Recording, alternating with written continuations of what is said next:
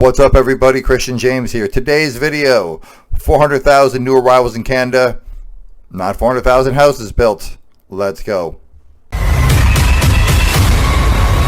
Contrary to Liberal promises of lessening unmitigated immigration. We will return our immigration to sustainable levels by capping the total number of temporary workers and international students at less than 5% of Canada's population by the end of 2027. How does it take until 2027 to get this figured out?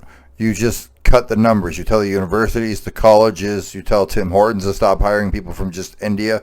It's not hard to dial this back. But of course, as the video says, we have 400,000 new people. I live in Ontario. 45% of the country already lives here.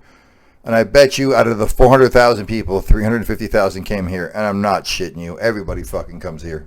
First 4 months of 2025 instead show that Canada welcomed just over 132,000 landed immigrants. The new numbers have been reported on by Blacklock's reporter, showing that we're on track to reach nearly 400,000 new permanent residents by year's end. Nearly 500,000 is well above the sustainable immigration levels that we've seen from previous governments, not to mention that the number of permanent residents alone has absolutely skyrocketed in recent years. But in came Trudeau's successor. With respect to immigration,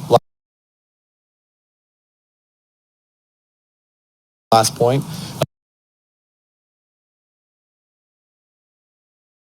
Permanent residents alone has absolutely skyrocketed in recent years.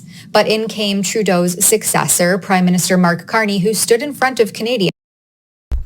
This dude looks like a weasel. I know I stopped him and he's looking down. Did you see that dude when he got elected? And he's like, oh. Like, he's what people think of when they think of a fucking white dude. When black guys are doing stand-up comedy, this is the fucking schmuck that they're picturing, okay? He has the rhythm of a fucking toaster. You elect a person that no one knows and no one's heard of because we have a whole bunch of cucks in this country and ugly bitches with blue hair. They decided to elect this guy instead of Pierre. And now Pierre's trying to decide. Anyways. Why would a liberal change what the fuck the liberals have been doing if the liberals keep winning? I don't know if anybody knows this, especially people who vote red. Politicians are known for lying.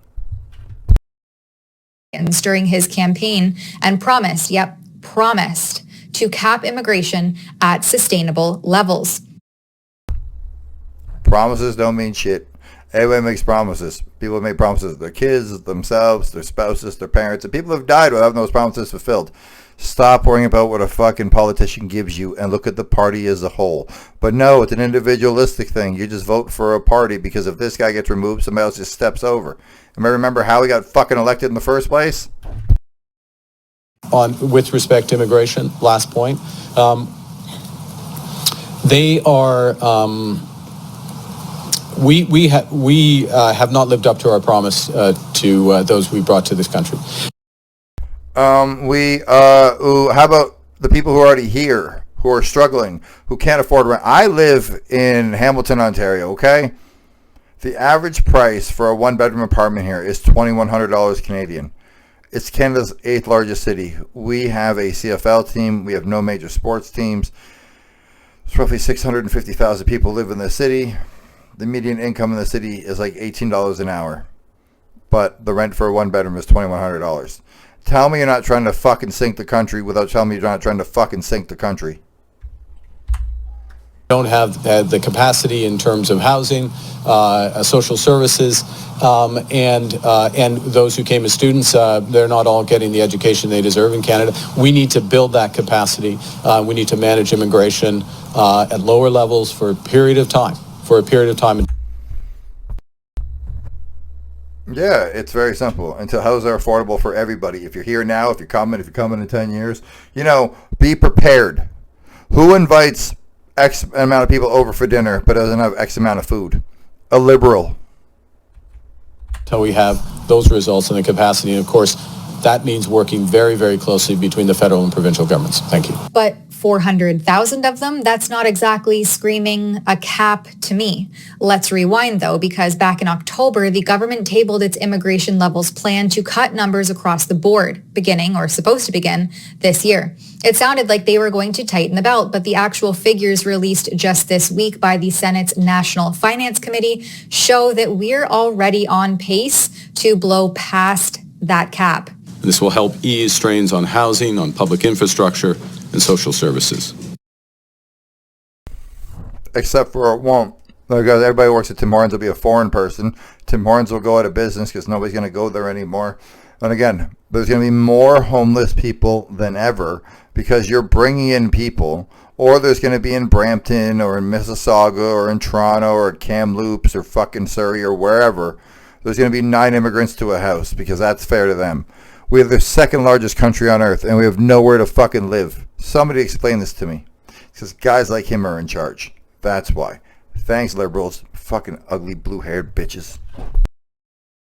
And this isn't some random guess. These numbers come straight from the Department of Immigration, Refugees and Citizenship Canada after some serious prodding by senators who weren't buying vague assurances being peddled as answers. Senator Claude Carignan, chair of the National Finance Committee, was demanding the actual figures. The department's chief finance officer, Natalie Manso, tried to dodge, saying that she didn't have the numbers on hand.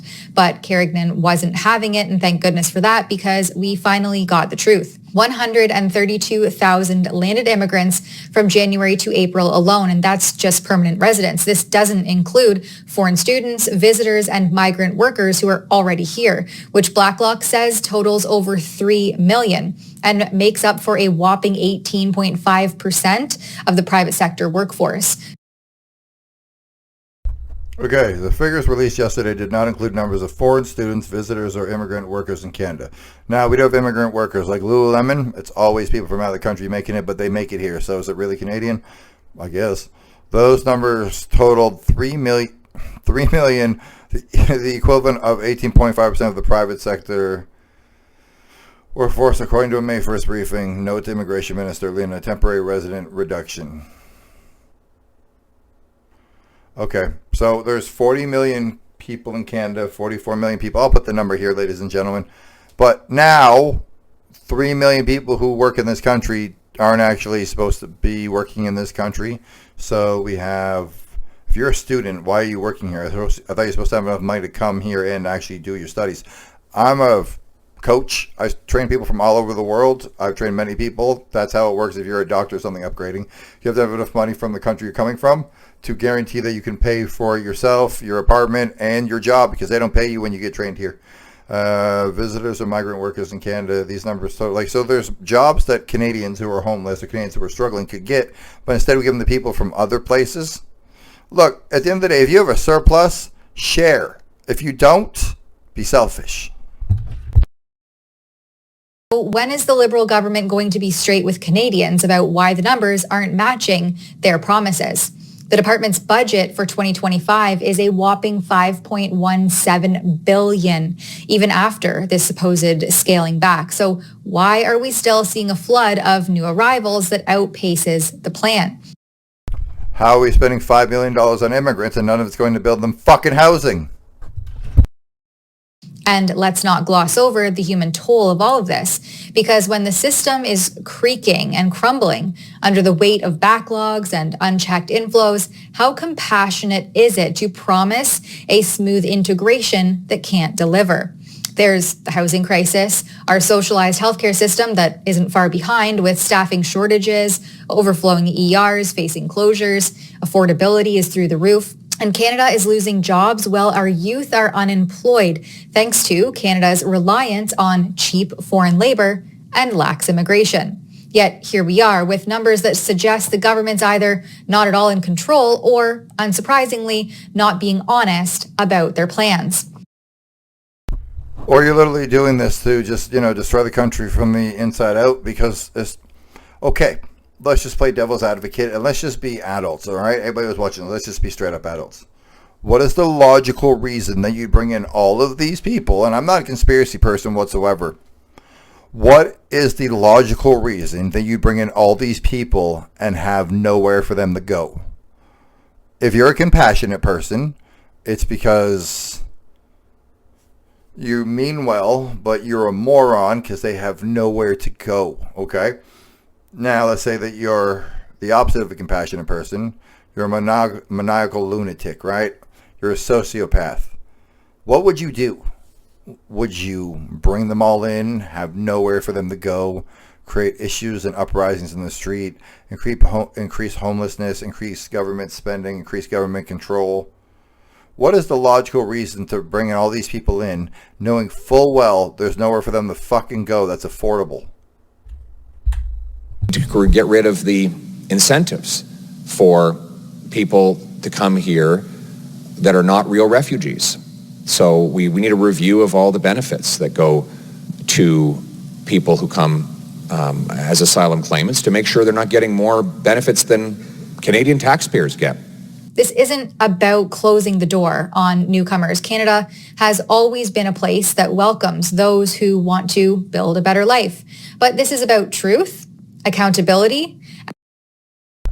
And if you want to assimilate, you ain't coming here from wherever the fuck you're from to make it like wherever the fuck you're from. Because wherever the fuck you're from is so great, then stay wherever the fuck you're from. I'm Scottish. No kilt, no bagpipes, no haggis. Sure that the system actually works for everyone. That's newcomers and Canadians alike. Because right now, well, the proof is in the pudding that it's not. When senators have to beg for basic data. Wrap up, so I'll do my wrap up. At the end of the day, if you shoot holes in the boat we're just in, we're both going to sink. It's just madness. I don't see a logical reason to keep doing this if it's not for maniacal, auspicious reasons, okay? Again, everybody's welcome in Canada.